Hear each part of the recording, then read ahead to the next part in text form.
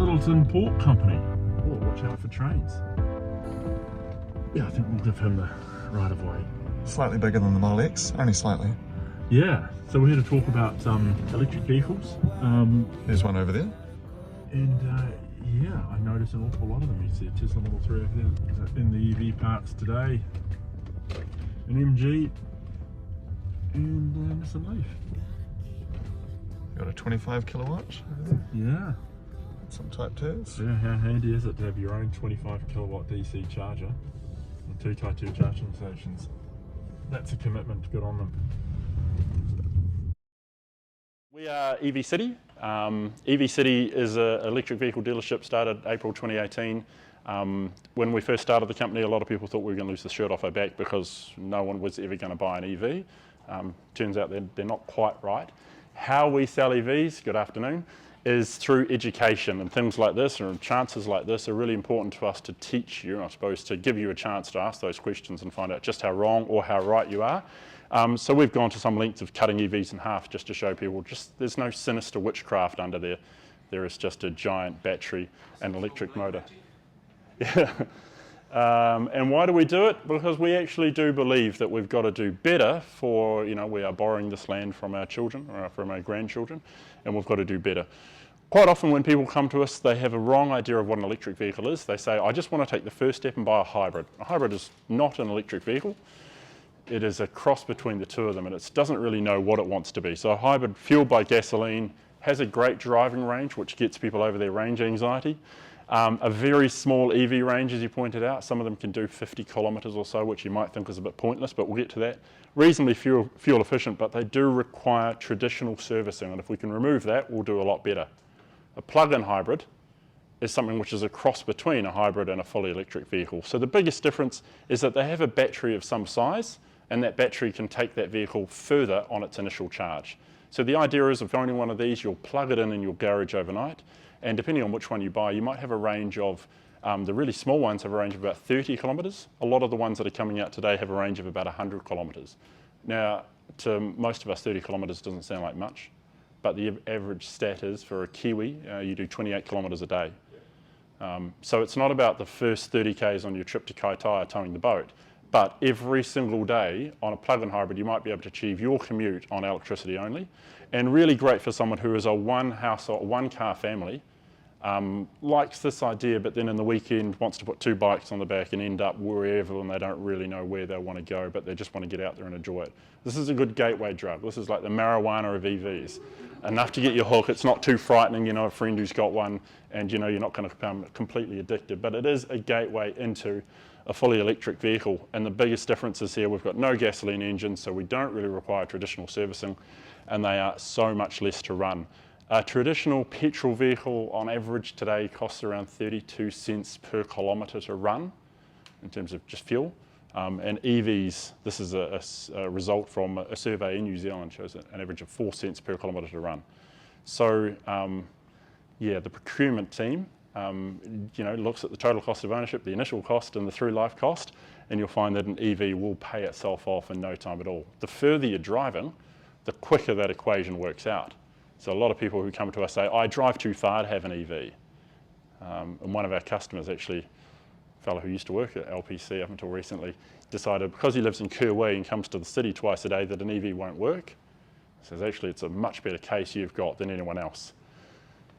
So which one suits you? You have to consider 3 things: your range, your environment, your requirements. So where do you go? How far do you actually go? And the biggest challenge we have is getting people to be honest with themselves about how far they don't go every day. And the simplest way to check that yourself is by pushing the trip meter or the odometer reset on your dash and just checking it the very next day at the same time and seeing just how far or how short a trip you've actually taken. Record it for a week and find out that you actually are a lot more boring than you think. A lot of people think that because they spend an hour in their car every morning, they do 100 Ks. It turns out it's considerably less than that. The environment is somewhat important. If you live in a very hilly area, you've got to consider energy consumption. Going up a hill is far greater than driving on the flat, and whether you do have 2, 4 or 7 kids at home. How far do you go each day? We've travelled this, but this is stats from from Wakakatahi. These are the stats based on Warrant Fitness data. So on average we do 28 Ks a day, and 90% of travel in New Zealand is less than 90 Ks. This takes into account heavy vehicles as well, trucks. So there's data of 90 Ks is skewed by the trucks doing long haul. So the true cost, I suppose, or the true amount of driving we're doing is much lower daily than we think. I'll just bring up all of these and show you on just one brand. There are so many more brands available in the market these days, but the best way to look at EVs is just with comparing one vehicle that has 4 different ranges. Nissan Leaf has 4 different battery sizes. And you'll generally find you'll fit into one of these categories. Either one of these vehicles will work for you. You've just got to be honest with yourself about how far you'll drive. So the range of a smallest, cheapest Nissan Leaf, 80 to 130 Ks per charge, might seem paltry, but if you're doing 28 Ks a day and you have a second vehicle that you might use for putting the bikes on the back and travelling to wherever you're going to do, that is all you'll ever need, and that's what really 90% of Kiwis buy. A 30 kilowatt, again, you just extend the range out a little bit further. 40 a little bit more, and 62 an absolute monster. There are very few cases of people in New Zealand who actually need to buy one of these or justify the cost of one of these. But there are a few good cases of people who live in Hamner Springs and commute to Christchurch and back every day.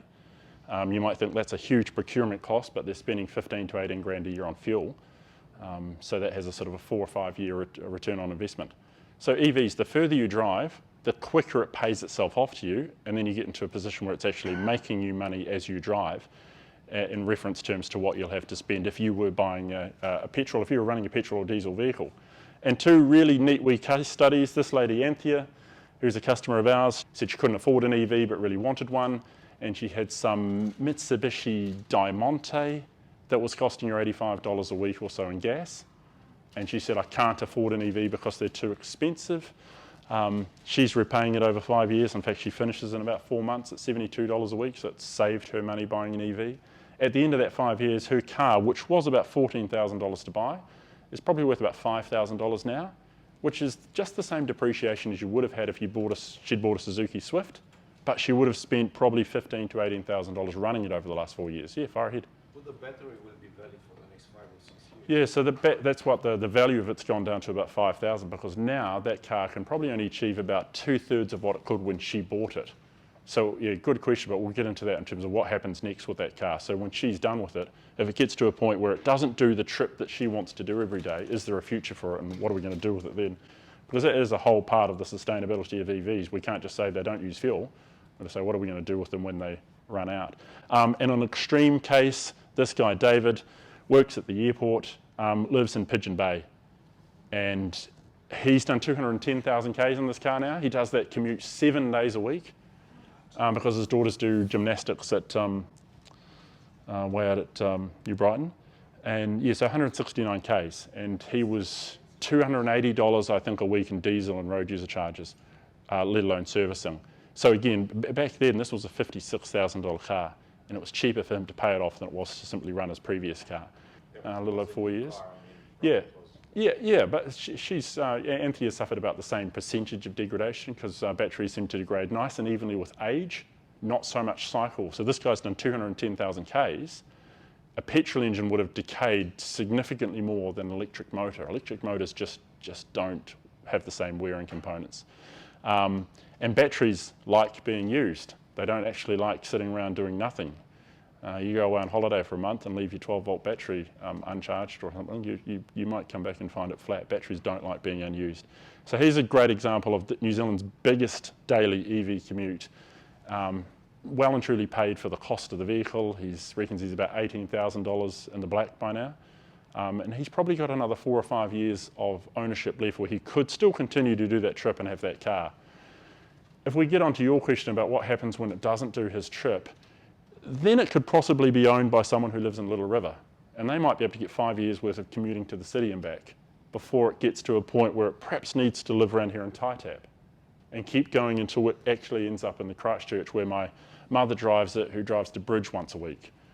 So there's an awful lot of life to be get out of an electric vehicle battery as a mode of propellant before it becomes useful for stationary storage, but we'll get onto that. What's the insurance like? Exactly the same. Insurance is based on the price of the vehicle. The insurance company doesn't care whether it's burning fuel or electricity. It's just if you write it off, how big's the check we have to write out to give to you. Might be some implications for that coming in the future with more autonomous vehicles, because autonomous vehicles are coming to electric vehicles first because they're simpler to control. And you might find reductions or encouragements to have some form of autonomous driving. You'll hear on the radio, you'll hear on news people talking about how a Tesla with autopilot crashed and killed someone. There are no stats to show us how many small fender benders or accidents having autopilot prevented or stopped. But it's certainly, I don't know if you've had the chance to use a car that has some autonomous braking features or something like that. 90% of our accidents are nose to tails, and autonomous driving takes that sort of risk away. So insurance companies might look more favourable in the future.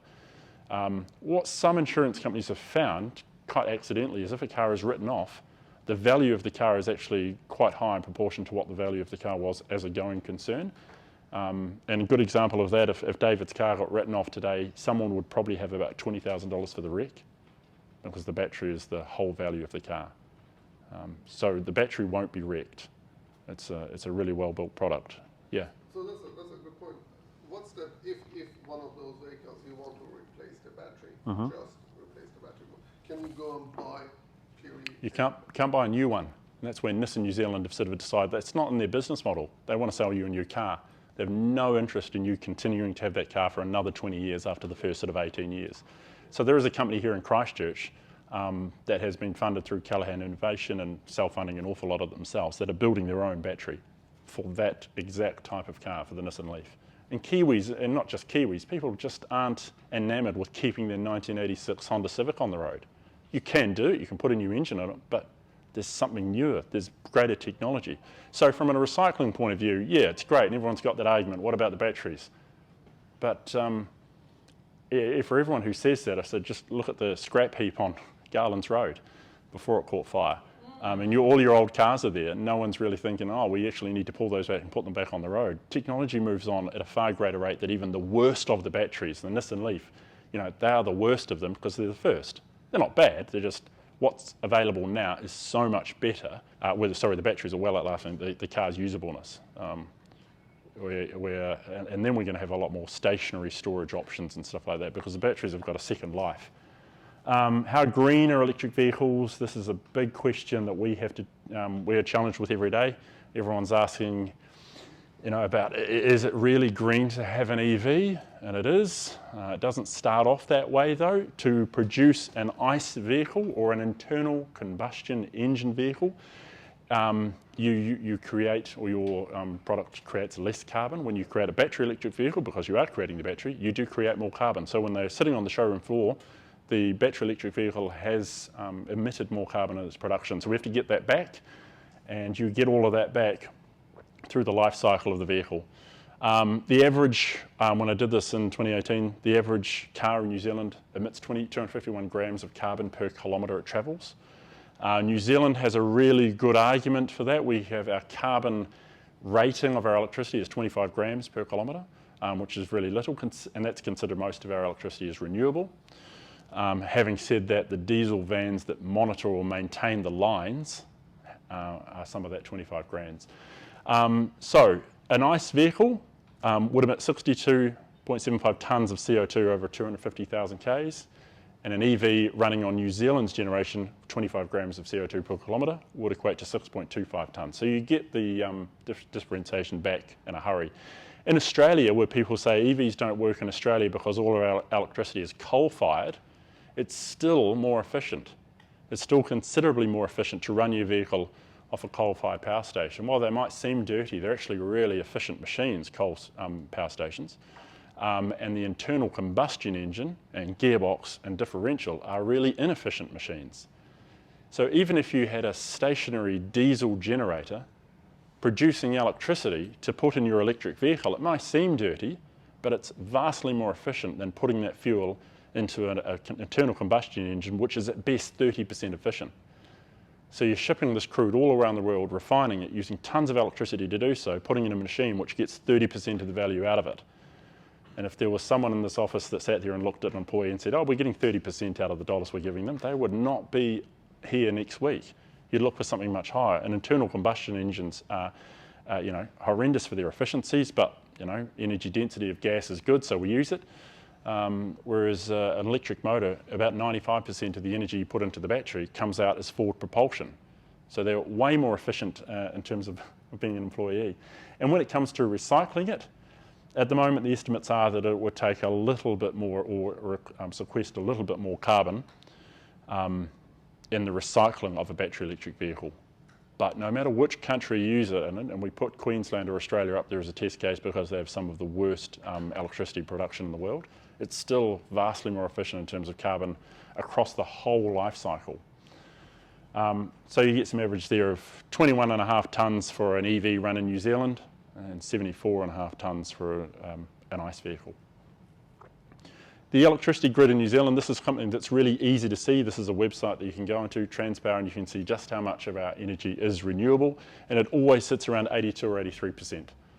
Any other country that has coal-fired, or even, dare I say it, nuclear-powered power stations is still way more efficient to run your vehicle off electricity produced by those methods. Second life, in Japan, a lot of the used Nissan Leaf cells are being used to support the grid in remote areas where the grid is not already. There is a company in Christchurch that is repackaging these in bricks and putting them in containers and looking at selling them for static storage devices to support the grid. So there is a lot more use of them when they are too heavy to be useful propelling a car, because when they're watt hours per litre, the amount of energy they can store per volumetric litre gets to a point where it's like no point having this 300 kilogram battery and it only takes me 50 k's, but 300 kilograms sitting in a container doesn't really weigh much. The weight doesn't really equate to much of a part of the equation. So reuse through secondary use is what's happening well before you get into a recycling process. So EV batteries, the neat thing about them is all of the rare earth materials that you need are still in there. The ones that got put in there to start with are still in the battery. Where if you go mining new ones, you need to dig out tons and tons of raw material to get to where you already are if you've already got an EV battery. People often say, oh, can you recycle them in the country at the moment? No, you can't. There is no market for them because there is nothing to be recycled. It's going to take a brave man, and there are some people who are ready for it and are buying the batteries ready for that, but there is no market there yet. So it's not to say that they can't be recycled, they can. There's overseas recycling, but we're just not doing it here because there's no market. There will be though. People often say, are we just going to bury them in landfill when we're finished with them? Well, they're like tarnished gold bars. You're not just going to throw them away, you'll clean them up. There is a huge amount of value in an EV battery before it gets reused. I suppose another dirty part or another question that some people might have is where all the materials come from. And a lot of people are really concerned with the Congo and the fact that we get a lot of cobalt to build our batteries from the Congo. A lot of people come and accuse us of supporting child labour or child slave labour. But you only really need to look in your own pocket and find out your cell phone, find out where the cobalt in that battery came from to find out that you are probably getting cobalt from this area. Whereas a lot of EV manufacturers are trying to have that sustainability argument from woe to go. So are really investing in their blockchains to make sure nothing comes from this area. Lithium is the next big exciting thing. That's what we're producing batteries out of at the moment. More than 50% of lithium comes from Australia, and the mine where that lithium comes from is probably about the size of where you're storing your coal around the corner. It is not a great cavernous hole. It's not quite the problem that people consider it to be. Battery technology is quite likely to move past lithium in the next couple of years. A lot of batteries are now being made out of what's called a solid state battery with a glass electrolyte, so they won't decay. And when that really becomes a part of reality, I suppose, and when we're buying cars with those solid state batteries, you won't be worried about range anxiety, you won't be worried about degrading batteries. You'll have a product which will outlast you. And the next thing is, when are we going to get to a point where everyone's got EVs? Well, the bell curve tells us that once you get to the early adopters, it's unstoppable. Once you get to about 3.5% of the population having the product, that's what happened with the iPhone, it was unstoppable. We are certainly well and truly stuck in this section of the early innovators still buying them. We're well away from this, and lots of reasons. They haven't been around for that long. There isn't a great deal of them on the market, although the number is sort of doubling every year. But we are well down the bottom there About 1.17% of our fleet is electric. And the dirty truth about this is that's not pure electric. The government claims plug-in hybrid vehicles under this category as well. So all those Mitsubishi Outlander PHEVs you see around are sitting in this category as well. So if you look for pure electric vehicles, you'd find it just under 1% or so. So we're a long way away from stealing your horses from you. And just to show you, are we on track? This is the sort of trend of use like pure electric. This is the space we play in. It is not an exponential growth forecast like we sort of hoping it would be. But what we are seeing is a lot of new light pure electric growing, as you'll see, faster than anyone else with the amount of BYDs that arrived the other day and the amount of Teslas that come into this port. Tesla outsold Audi, Volkswagen and Mercedes for a lot of months last year. So all of those models that Audi, Volkswagen and Mercedes put together, the Tesla Model 3 outsold them months on end. And on a month where they didn't is simply because none arrived. So becoming a really, really popular car.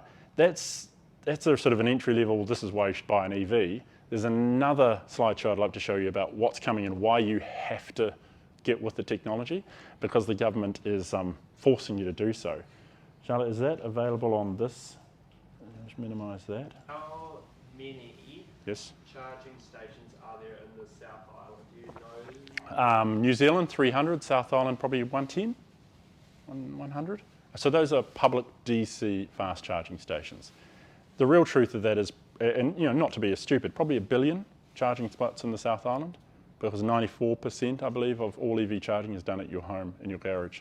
So when people say, and this question comes up all the time, what's going to happen on Christmas Eve when we're all towing our boats to Tākeka? Like we all do that. Well, 95 of us will have started with a full charge in our garage, whereas with a petrol car, you just can't do that. So when you think, oh, we're going to have to retrofit all these petrol stations to charge EVs, no, because 95% of them are going to disappear because we're all doing it at home in our garage. Fast charging infrastructure in New Zealand, we're quite lucky in the amount we have. Considering we have so few EVs, if you look at a map, and I might bring that up for you in a second, a map of where they all are, you can see in live data which ones are being used. And you probably see if you look at the 300, you're likely to see about 4 or 5 at any one time being used. So the infrastructure is vastly ahead of what would be considered a profitable business. And the reason for that is ECA. ECA's chucked in tons of money into the co-funding of all these charging stations. There was a conference last week in Auckland where there's another 4 EV companies, EV charging companies coming to New Zealand saying, we're going to build 100 this year, we're going to build 200 this year.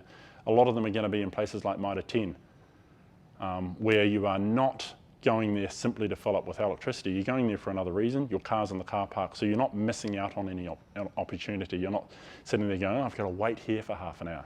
No, you're going to do something there anyway, which is going to take that amount of time. Some of those charging stations are going to leverage your ability as a consumer to consume advertising. So they're going to give you 15 minutes of free charging just to look at the ad while you plug in. How are you paying now for the charging when you're using the stations? Yeah, so that's something which is the government's looking at the moment, because at the moment there is really one system. There's a company called ChargeNet which pretty much owns the infrastructure to access all of the chargers. You have an RFID tag that you'll access it to, and that'll be paired to your cell phone, your email address, and better still your credit card. So you're charged on 2 metrics, 25 cents per kilowatt hour, which is about what you pay at home, but they're also charging you 25 cents per minute because they are delivering a great deal of speed. So what a charge at home might take 10 hours, they can deliver in 25 or 30 minutes. Yeah, but is the battery able to take the charging?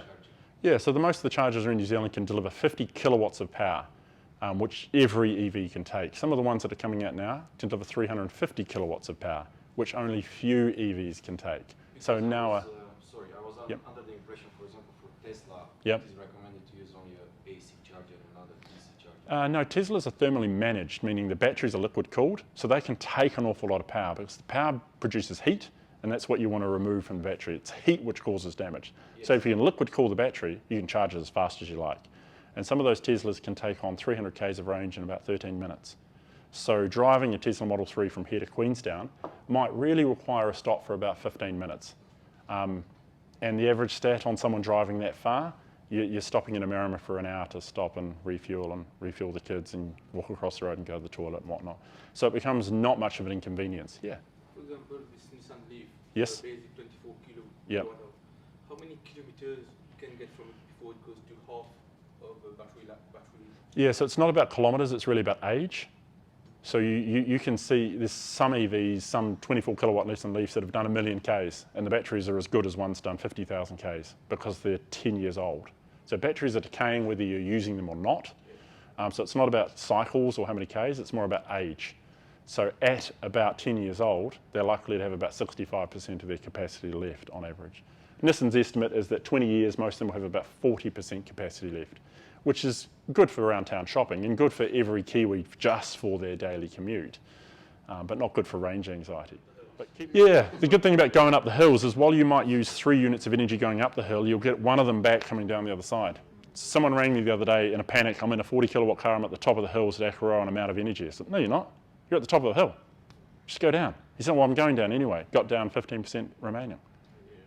So that's one thing that you can't do. And in an EV, when you're coming to the lights and you're slowing down, you're harnessing the energy that you've spent, about a third of it, putting it back in the battery. Then when you're stopped at the lights, you're not using any energy.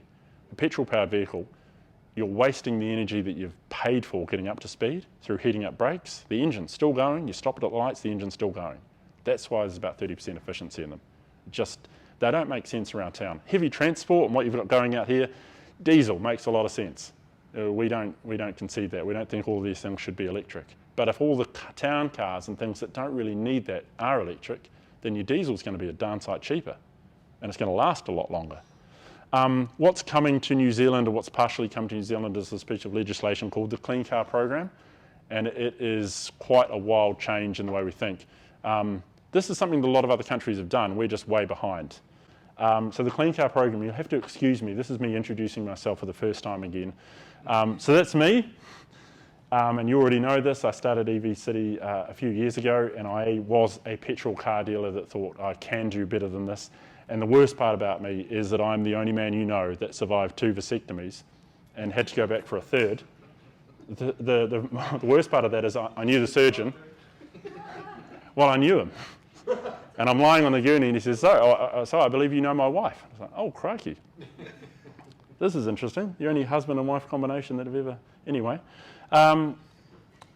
the Clean Car Program is broken into 2 parts. Now, the Clean Car Discount most of you will have heard about. People were getting money to buy EVs, so that focuses on changing what we demand. This part's coming next year, and it focuses on influencing what dealers and what importers are going to supply to us. So it opens up a whole lot of opportunities.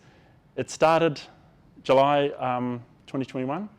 And we get a phone call saying, hey, tomorrow you're going to be really busy because we're finally putting out this rebate program. If you bought a new, or if you buy a new or used EV or PHEV, you'll get one of these discounts from the government when you buy it. So a brand new Tesla costs you 73 grand, you'll get $8,625 back from the government for buying it straight away.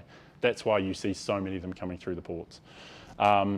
Whereas a used plug-in hybrid electric vehicle, like a used plug-in Prius or Mitsubishi Outlander, you're still getting $2,300 back from the government. Now this was $360 million of your taxpayer money was put in to seed this program, and then they tried to make it cost neutral. So they changed some things. April 2022, things changed a bit and they started to tax carbon. So a fully electric vehicle still got the same discount. A car which was a plug-in hybrid, which emitted between 1 and 56 grams of carbon per 100 kilometres, got the same maximum discount. But they started to encourage some hybrids or relatively fuel-efficient petrol vehicles. And they gave you this really simple formula. Let's say your car emitted 58 grams. They would give you 8,625 less 58 grams times 50 times 130 over 145. Nice and simple. Times 0.8945 would have done as well, but that gives you some money back to encourage you to say this is a better decision buying this car than perhaps this one. And at the same time as they added that different sort of rebate structure, they added fees to higher emitting vehicles. So they then started at this massive figure of 192. And the reason it's massive is because the average in Japan at the moment is about 82. So we are seriously behind the rest of the world. And they decided that if you bought a new vehicle, they were going to give you the first 186 grams of carbon for free, but post that you were going to pay them $50. and then they capped it at $5,175, which was great for Dodge, because some Dodges and some Jeeps were going to cost you $15,000 extra to buy because of their emissions are just horrendous. So the way the government is trying to put this out there is all dealers now have to display one of these 3 labels on their car. Green is good, you're going to get a rebate because the emissions are so low. Blue is agnostic, it's not really good, it's not really bad enough to penalise, and red is a Ford Ranger. It's something which emits an awful lot. They're trying to say there is better options. If you really want to buy this vehicle, you have to pay $4,722 to register this car.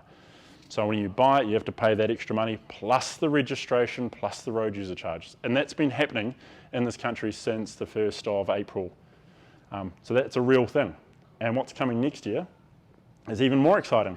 So this gives you an idea of did it help. Initially, before the Clean Car Rebate, about 500 cars considered EVs were being registered in New Zealand every month, and that quickly jumped to 2,000 and has hovered around a similar number ever since.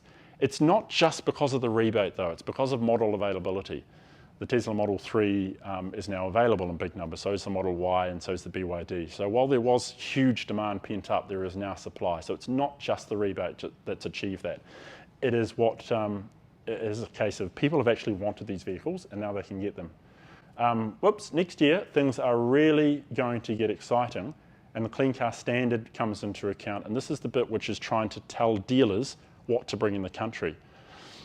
In 2021, the average emission of a car coming into the port, whether it was new or used, was measured at 169 grams. So they decided, right, in 2023, 1st of January, we're going to set a target of 145 grams. So that is the target. You have to achieve that on average as a dealer. So current car, it's 160. We're getting to 63 grams in 5 years, which is a reduction that no other economy's achieved or set out to achieve. So how are we going to do it? Well, like anything, we're going to tax you. We're going to tax you pretty hard. So next year, dealers are going to be broken into 2 categories, which might seem silly, but it's actually really interesting. Category 1 dealers have to achieve this 145 grand target across their whole fleet as an average. So they can bring in some EVs and they can bring in some dirty diesels, as long as they average out to 145. Now, if they don't, here you go. New, they have to pay $45 per gram of carbon dioxide over that average if they don't achieve that. If they bring in a used vehicle, because that vehicle isn't going to be on the road for as long, because it's already been on the road, it's not going to emit as much carbon, it's cheaper. A Category 2 dealer like myself that's going to bring in less vehicles and probably only one type of vehicle, I get charged $36 per gram if it's new or $18 if it's used. Where it gets really interesting is in 2025, the fees go considerably up and that rate that we showed is dropping as well. So it's a double-edged sword. Not only do you have to achieve a lower target, you're going to be charged twice as much. So the average in 2025 is 113 grams, and now it's going to be $67.50 a gram. And Category 2, slightly cheaper, not too important. But what are your options as a Category 1 dealer? You can get to the end of the year and you say to the government, how much do I owe you? And you can pay the fine. Or if you're Tesla and you have a heap of credits because you haven't sold anything that emits carbon, you can bank your overachievement and carry it forward into the next year. Or if you're Ford, you might decide, hey, we've really blown it here, but next year we've got a model lineup which has got a lot of plug-in hybrids or electric vehicles. So next year we're going to do better, we promise. Please don't charge us this year, please defer it to next year, and we'll try and average over 2 years. So there's an option for that. Or they can transfer credits. So next year, manufacturers are going to be able to buy and sell credits from each other. And this is really important for companies like Tesla, who survived for a few years in the US by simply selling credits to Ford. They weren't making money out of the cars, they were making money out of selling the credits of what the government allowed them to sell. As a Category 2 dealer, I can't defer. I have to pay every time that car comes into the wharf, I will get a bill. And if you want to import this vehicle, you have to pay this fine up front. So that'll put a lot of dealers out of the market that simply don't have the affordability to go spending an extra 15% on average to get that car into the country. Really neat for me though, I will get to transfer or sell. Here's a nice wee case study just to show you how bad or how influential this is going to become. On its average format, the Ranger emits 243 grams of carbon per kilometre it travels. In 2025, the target for that vehicle gets to 171. It's going to be $67.50 per gram, and they're selling 12,500 units a year. How bad is it going to be? It's going to cost them $60 million to sell those vehicles in 2025. Or, pretty much, it's going to make them an extra $4,860 for each car. On top of that red slide, where it's going to cost you an extra $4,700 to buy the car. So it's about $9,500, $10,000 more in 2025 to buy a Ranger, unless they offset. So they do get the chance to bring in a whole lot of electric vehicles to offset it. They'd have to bring in 7,880 Marquee Mustangs to offset 12,550 Rangers. Tesla sells about 3,500 Model 3s. It's the biggest selling EV in the world, so they're not going to sell 8,000 Marquee Mustangs. So there's going to be some fines, or they're going to buy some credits at a discounted rate from Tesla, which is going to mean Tesla is going to sell more cars in New Zealand than Australia, because in New Zealand they're more profitable, because they get to sell the credits as well. So it's kind of creating no pissing sections in swimming pools where, trying to reduce global emissions is a global problem, but what governments do with these levers is say, we don't want the emissions in this country, and we're going to attract you to bring these cars to this country so that we can claim lower emissions. To hell with the other countries over there, they can suffer because we are putting a price on carbon. And one thing I've really understood after this is that the emissions target for us as an EV dealership is not 0, it's 145. So we've got from 0 to 145 grams of credits that we'll have to sell if we want to maintain and be in business, which is enabling people to bring in more dirty fossil fuel vehicles, which is not what we're really about. But if we don't do that, we won't be profitable, we won't be able to compete with dealers that bring in, and we are seeing a lot of dealers bring in EVs, not for the profitability, but for the offset. They want to continue doing what they know works. They want to continue bringing in diesel vans.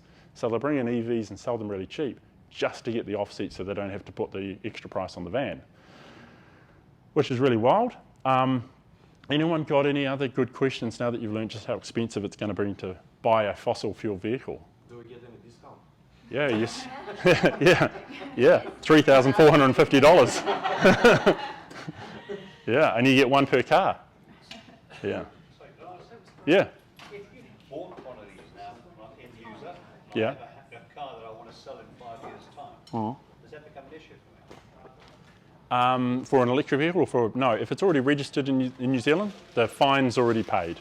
So it's only in vehicles entering the country or being registered for the first time. So what's here in the country is not going to be affected by this at all. In fact, it is going to make some of those vehicles more valuable because they don't attract a fine.